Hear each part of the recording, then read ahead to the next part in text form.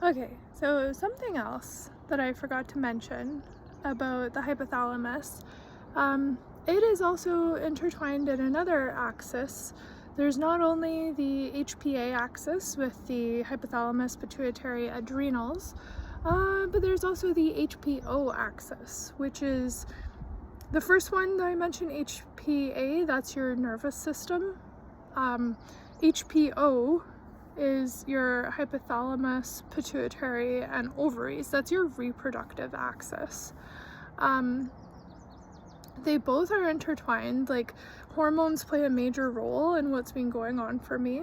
This mix of medications has severely disrupted my hormones.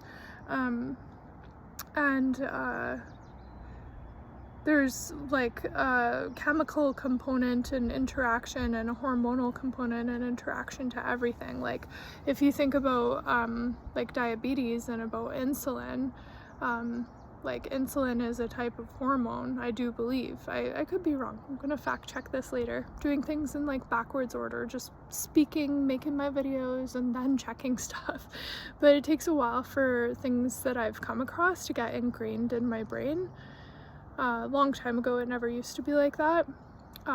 Like, I could read my driver's license number and it would just be stuck up in my brain. Like, now I can't even remember like my daughter's license plate, you know, like I normally had such a knack for all these things, but it'll come back. But in terms of the HPO axis being disrupted, that's like hugely intertwined with like my energy levels, my drive, my ability to do things. And I've had cyclical related changes. At one point I even thought that I have either autoimmune progesterone dermatitis or catamenial anaphylaxis, which is an anaphylactoid-like reaction linked with my menstrual cycle. I am worse at certain times of the month and then better at other times.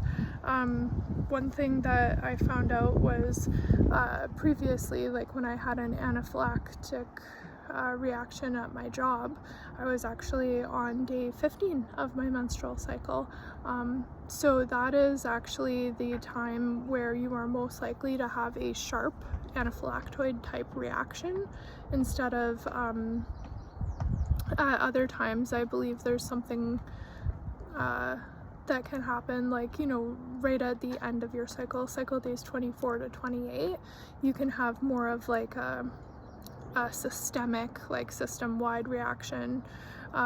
But the sharp reaction is more around ovulation. I was smack in the middle. It says, you know, anywhere from cycle days 13 to 15. Well, I was on day 15 and it was brutal. It was really bad. But basically, like, what I've had happen with this disruption caused by all of the medications and just being overprescribed, you see dark circles under my eyes. Sometimes in the month it's worse. For a while around my period and around ovulation, my eyes would actually go black. So I would have like allergic like shiners and my eyes, it just didn't look like me anymore. Like there was like no light left in my eyes. They're a little bit like that right now, honestly.